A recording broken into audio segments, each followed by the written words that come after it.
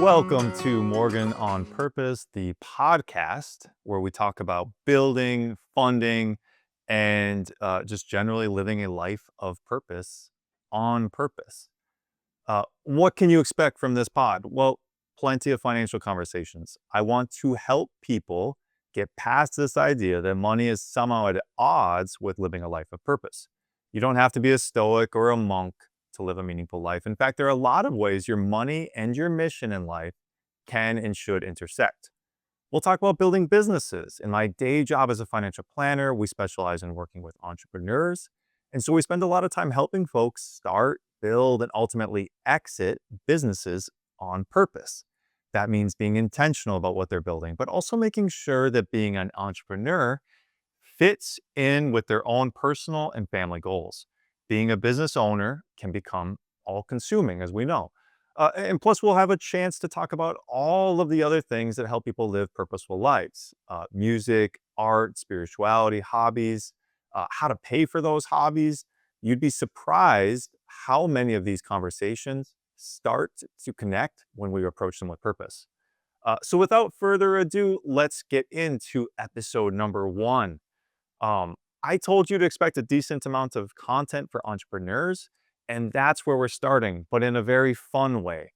Because a lot of the business owners I work with don't necessarily think of themselves as business owners. They sort of end up as what we call accidental entrepreneurs or reluctant entrepreneurs. And that's a phenomenon I've talked about extensively with my first guest, fellow financial planner, and good friend, Zachary Ashburn. How are you, Zachary? I'm so good, man. How are you? This is so I'm doing exciting. well. This is exciting. It's so uncomfortable to call you Zachary. What if I Hi. revert to Zach? There's approximately 3 people in the world who actually call me Zachary as, like, their MO, but I will answer to it, so it'll probably work out fine either way. Perfect. Perfect.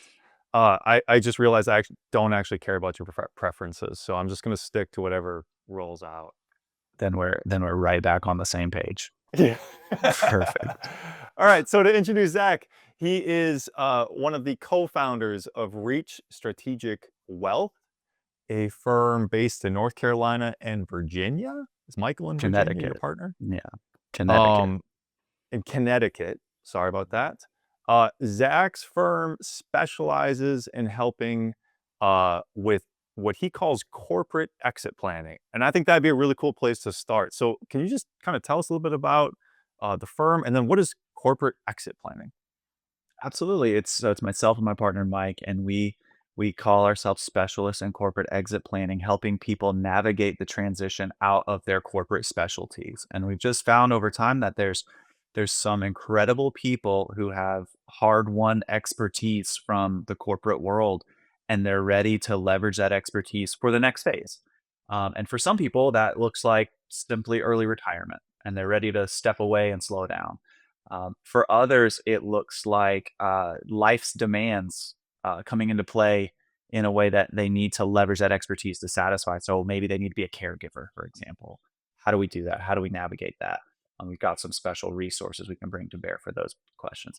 And then for others, and I would kind of say for an increasing number, it's leveraging that specialty from their corporate world to move towards something that looks like independent consulting and how they can uh, uh, reconfigure their work where their work meets their life a little bit more for whatever their personal reasons are.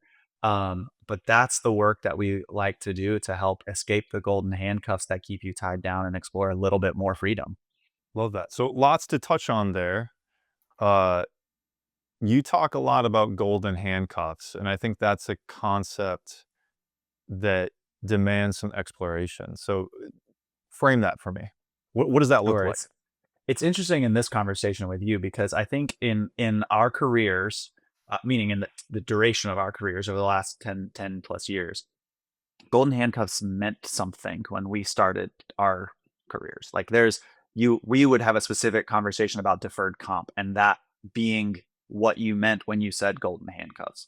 But over the last couple of years, especially if you're just kind of participating in these conversations, it's getting thrown around meaning totally different things, sort of like colloquially, especially in like the tech world, where golden handcuffs are to the client that we're working with, that's anything that's keeping you tied down when you have a competing interest. And so for some people it's as simple as like, I moved to this area that's high cost of living and I've got this job that pays me really well, and I've got golden handcuffs because I need this income to support the life that I had to take on to take this job. And suddenly, man, that one decision of a job change is now a mountain of a decision because it involves probably moving or a big change in lifestyle, things like that. And so people would refer to being cuffed. Some people talk about like just health insurance or company benefits as like, oh, my benefits are really good and my family's growing and I can't really trade that in. I've got these golden handcuffs. And again, it took some rewiring in my own brain because I had this conception of, yeah, you're using that phrase wrong, but where that was made up. That's context specific, and so listening to the people having these conversations has really brought to light the different areas of tension where it makes it really, really hard to make plans and make good decisions in pursuit of your goals. Sure. So, like, historically, it's like we all thought of golden handcuffs as, for the CEO or the Mhm. CFO, there might be a huge stock option, uh, Right. vesting in 5 years or something like that. And obviously, you don't wanna Mhm. leave before those stock options Exactly. that could be worth, millions of dollars, vest, and you're able to ultimately sell them.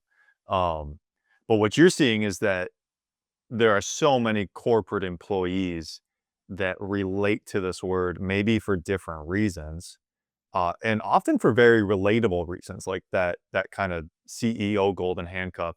The reason you see it in the Wall Street Journal is kind of like this shock and awe term, is because most humans don't relate to it. It's like that's kind of it is kind of like a saucier thing. But what you're seeing is it might just be, hey, this is a good paycheck or good benefits. Uh, I feel a little trapped, or there's just trade-offs to this work, that demands some exploration. I feel a little trapped, and that's the handcuff. Um, it's interesting how you've, allowed your clients, the people you work with, to really define that for you. Yeah, and again, that took some, conversation between Mike and myself and just talking through, like, when we're having this conversation, again, we're saying something, but are we Mhm. listening well enough to let that mean what it means to the person saying it? Yeah, it's And I almost think unimportant, like, what you think, right, right? What's important is like what they think, and you don't need to define that for them. exactly right, and we're talking about, well, a term that's on one hand technical, on the other hand, it's just totally made up, right? It's not like an IRS term or something like that, Mhm. and so it was really just being open to having that shift, just a little bit in our minds, and one of the key things that came to light in doing that is that old definition of golden handcuffs for deferred comp for executives has shifted in the especially the tech boom over the last 15 years or so to be something that's not a clock on it. It's not we're hiring this executive and we know we want him to stay at least 10 years and we're going to do this. To where this whole industry and then it's spread from there, it's like a lifestyle of it. Of course there's the ongoing vesting schedules of things like company equity, and suddenly when you combine a couple of those factors, whether it's cost of living, high cost of living areas, whether it's vesting schedules, whether it's benefits needed, and all of these things working together, you are inclined to spend a life in golden handcuffs, not the back end of your career in the C-suite only. Mhm. Um, and that is something that we've really just tried to put words to for clients who are telling us the story of how stuck they feel. Mhm. Um, Mhm. and it's been fascinating and very rewarding too. Yeah, absolutely. I see that a lot with my business owner clients where, uh I think it's really common in today's day and age where we have so many options, right? You can literally do anything. We have so many options with what we do with our time. When we start feeling like those are getting constrained, and also you might, a lot of entrepreneurs, for example, have a strong bent toward freedom, right? So freedom of time, freedom of choice, freedom to live where they want to live and do what they want to do. When that feels constrained, it's can be really overwhelming. And I imagine you probably work with a little like a corporate clientele that tends to be more entrepreneurial, right? That's why they're trying to get to the next thing or do the next thing or whatever it is. uh, you can be entrepreneurial, right, in a corporate system. Um, but they just feel trapped. Maybe it's payroll. Like I have this staff that depends on me, or it could be the lifestyle, right? So it's like we live on a great income because of this business, but I'm trapped by this lifestyle because if I step off this treadmill, uh, I don't know. We're gonna have to change so much more about my life or the family's life, and that's really overwhelming to navigate and think through. You kind of talked about like they roll into the next thing, and I know there's lots of different iterations of that, but tell me about the kind of entrepreneurial path or that consulting path. How does that manifest? Absolutely. Um, this all goes back to why Mike and I even merged our firms together to work the way that we do, because I was working with people who were already independent consultants, and Mike was working with people in the tech world specifically who had equity comp planning needs. And we were just chatting one day before we had combined companies at all. And I said, sort of, I've noticed that the really high quality specialized consultants that I work with eventually get some kind of offer, like whether it's to advise or to come in house somewhere, and those usually come with some kind of equity. He said, I've noticed that my specialized corporate employees that have equity eventually think about going independent and consulting. And we said, like, hold on a second. Like maybe we should just explore that life cycle just a little bit more. And that was really the inception of us combining firms and working together to work this life cycle of person. And since then we've identified a few other entry points, so to speak, of when changes happen. Um, but I think it really comes from a conversation you and I have had before of when the comet hits, you can't go back. And for a lot of the people that we talk to, that looks like I got my first offer of a consulting contract. And even when it's at a fairly low level compared relative to your salary, you can't help but do the math to say, wow, my buddy who just started his company just offered me 10 grand to help with A, B, or C. And you cannot help but say, well, if I found 10 more like him, 20 more like him, if I charged double and I did, you can't help but do that math. And suddenly it becomes unavoidable what it could look like to do this independently. And then you have all the options to say yes or no, or to figure out what that looks like. And that may take a while. But once you're confronted with it, it's really hard to completely ignore that option. Mhm. Yeah, it could be like, I'm aching for some flexibility because my family, uh, could really use me at home more, for example. And by the way, it sure looks like I could work half time, pick up this consulting contract, and still make what I need to live off of, whether that's, 5 figures, 6 figures, or whatnot, right? Like my family's taken care of financially, and I get a whole lot of time back, Mhm. which can really lessen the pain of something like a golden handcuff, I imagine. That's right. Someone I talked to recently used a phrase I'd never heard. They said they had layoff fatigue. And Mm, this was a couple where they both worked in the tech world, and they're both very successful. They both have a stable job, mhm. but no surprise, over the last few years, there's been a undertone of instability. Yeah, And yeah. you can totally understand as an entrepreneurial person how you want more agency over whatever the next thing is. And Mhm. that's a good example of how someone who's been happily a corporate employee for their whole career could arrive at a point that says, "I'm ready for," or "This is my inflection point." Yeah. Is this thing I've got this fatigue, and they use the term layoff fatigue for their own brand. Yeah, no, I totally get that. That I haven't lived that, but I imagine it can be a very overwhelming feeling that only Has to be. compounds over time or during kind of hard periods in whatever field you're in. Um, Mhm. and just to kind of catch people up, so Zach and I have had a lot of conversations on a concept we call the accidental entrepreneur. And it's this idea that, look, even if it's you're consulting, you're driving Uber, or you have a very successful enterprise, you kind of wake up one day and it's like, holy smokes, I'm a business owner. And you don't Mhm. really ever think about that. You might think of, I take on some consulting product or projects, right? Or I do some 1099 work for this company and that company, whatever it is. Uh, but all of a sudden you wake up and it's like, this is a thing. This is a business, and it can only benefit from me running it, more like a business, which was when you start getting interesting. You have to have conversations about cash flow and taxes and entities, and also how is your pricing and how do you deliver Mm, projects? And there's workflows here, right? So it's like there's an actual thing happening. And so we kind of call that the accidental entrepreneur, as in I never really intended to even leave corporate America, for example, or I never mm. intended to start this business. I just started doing this thing online and it expanded, or Yeah, whatever it is. Does that concept, or what does that mean to you? Or, do you see it in your clients? absolutely. For we could even take a different example. You're a corporate employee, you're a specialist, you've got some leverage there, and then if your mom gets sick and you need to move or you need time and you need to provide caregiving because that's your new priority is to provide caregiving. And in doing so, you've shifted this balance and you've changed where your work runs headlong into your life, like how you make money is going to inform how you can provide this care as your new priority. And it turns out that for a not small percentage of people, that being an entrepreneur is the vessel that gets you there. And it's not because you set out to be an empire builder. Like that's a very small percentage of the population, and it can be another great vessel towards wealth. But for the people that we're talking to and living their life purposefully, when that change happens, it's I have a new priority. What is the vessel that moves me in that direction?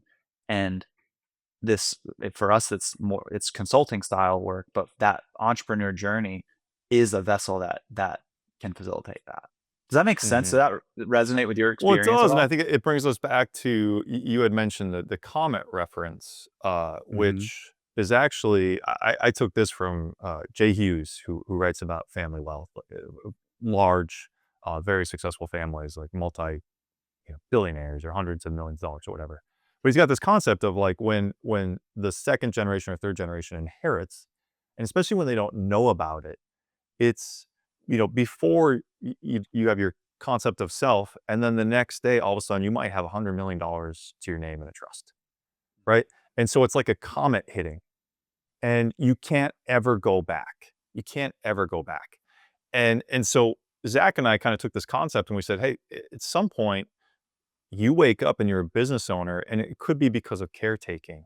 Uh, but as you get accustomed to that or some success or you like it, it's really hard to go back to the former Mm. corporate life or whatever you were doing before. Uh, Hence, the comet hits and there's no going back. You are an entrepreneur. And in fact, like even if you did go back to corporate America or work for another small business or whatever it is, you are now indelibly changed by being an entrepreneur. Uh, I can't, I always say there's like a few things that defined me uh, very strongly, especially as I entered my 30s. And one was, pre-marriage, post-marriage. Number two is pre-kids, post-kids, right? I can never go back to who I was before kids. I am a different person.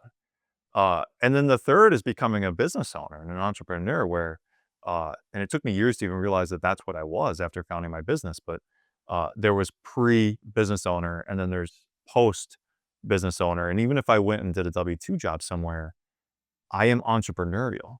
If you tried to contain me, I'd be really frustrated with leadership. If I Mhm. wasn't leadership, I'd be Right. hard to manage, I think. But also, I would just do things, right? Yeah. I would just do things because I'm used to doing most the things around here. I've kind of lived that life. So, yeah, you just become there's the pre and post, and that's the comet hitting. It's a Yeah. separation point. I think that's exactly right, and I think it's vital to understand, even at the most basic level. Let's just pretend you had a window of time, you wanted to go on a sabbatical from your corporate world, and you consulted for 6 months because you got a contract and it worked out great. Then you go back and you always intended to go back, and you do go back, and you go to interview. That interview is now informed by this experience that you have. Of course it is.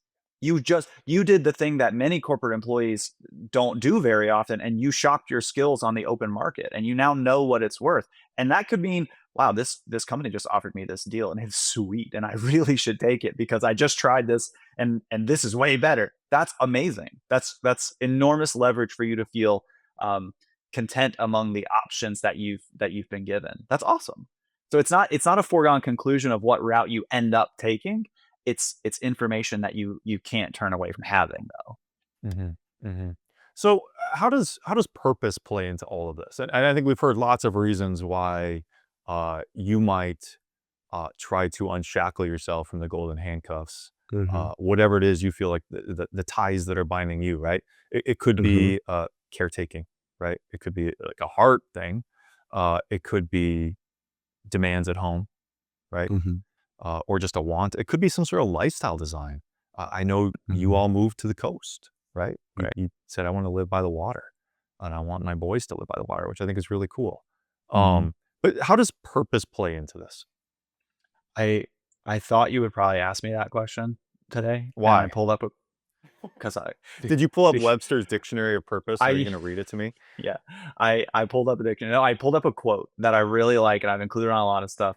But it's from an unexpected source. It's from a book that I read about pirates. But I think it really communicates a little I bit. think there's no better reference Really, than for a all of pirate. our life decisions. No, but this is from it's Robert Kurson's book called Pirate Hunters. But he says in this book, treasure, which I think we would inform as maybe some other things other than literal pirate treasure, but treasure shows who you Can we really use are. booty instead of treasure, or do we have to say treasure? It's your show, man. You you All can right, do what you want to do. read the quote. Stick to Okay. treasure. Treasure shows who you really are. It strips away every facade you've constructed, every story you believe about yourself, and reveals the real you. It's enough to get close to treasure, to believe it within reach, and you'll have your answer. But once it happens, it can't be lied about, and it can't be pushed away. For that reason, treasure is crisis, because what you get in the end is yourself. Yeah. And I just think that that is really, really true. And little examples from our career probably have made that resonate with me. But I can think of people who are very, very wealthy and they've had an enormously successful career. They've got more money than they're feasibly ever going to spend on the lifestyle that they have. And the comment that I hear from them is, when I retire, I'll get a job at Starbucks so that I can have health insurance. And I think that that golden handcuffs crisis, it really does reveal that the person you are sitting here today at least has some financial insecurity, not from lack of resources, but internally. And I think that we can really lean into what is our purpose of having done all that work in that case, done all the work to set it, save and invest all along the way. And then we run into the crisis of actually pulling the ripcord and we see that we've got more work to do if your goal is actually independence and freedom. And I think there's 1,000 small examples in the work that we do with clients that reveal the need and the importance of purpose if you're going to actually get where you've said you want to go. Hmm. Yeah. No, I love that framing of treasure. Thank you for Mhm. bringing pirate references to the podcast. That's what I do. Uh, I think it also plays into the concept of enough, which is in here. And then it what it brings up for me, and I've seen this on your website and I've seen you talk about it, is this concept of pull the ripcord. Pull the Mhm. ripcord. And and that's where I go to enough, where it's like if you have the golden handcuffs, you probably have some resources to your name. And it Mhm. might be time for the jump out of the plane, pull the ripcord exit strategy. And that's probably really scary, but you got someone jumping alongside of you, and that's Zach and Mike, making sure you land all right, land on your feet. But I love that pull the ripcord framing because it's like, oh, I've got enough. I can do this, right? I've got financial well-being and all that stuff. So, um, one question for you, one last question for you. If you had to pick one thing that you tell newly quote unquote realized entrepreneurs to go do, what would that be? Mhm. I think that there's no way around leaning into that cash flow is king. And that's one of our that's one of our things that you and I discussed about accidental entrepreneurs, but in any big inflection point, the income and expenses that are happening today in your life this year are so important, and they're what let you understand what's really going on. And in our industry, even as professional planners, many people are really prone to only view the long-term picture. And as a new entrepreneur, or even an entrepreneur just hitting a different phase, a new phase of growth, revisiting my income and expense picture time and time again lends the confidence to make moves, tells you what tools you have to work with to accomplish them. And yes, also tells you what tools you have to deploy for that long term picture. Um, but just leaning into that and just saying, I can just sit with this for a little bit and look at this, at my income and expense, my cash flow picture, um, and take real information from that and have it be concrete rather than abstract. We do so much mental accounting when we make decisions, Mhm. uh, that are going to have financial implications, and I'm not immune to this. I do this all the Of time. I do course. so much Yeah. mental accounting, and at the very least, I know at some point this isn't helpful. I'm probably wrong in a whole bunch of places Right. because that's what our brains do. We kind of cut corners, and I've just got to go do some spreadsheeting, Mhm. right? And even That's it. and there's like a budget, which if you do that, fantastic. If you have some sort of spending plan, fantastic. And then there's also like a projection, right? This year Mhm. might be different than next year, which might be different than 10 years from now.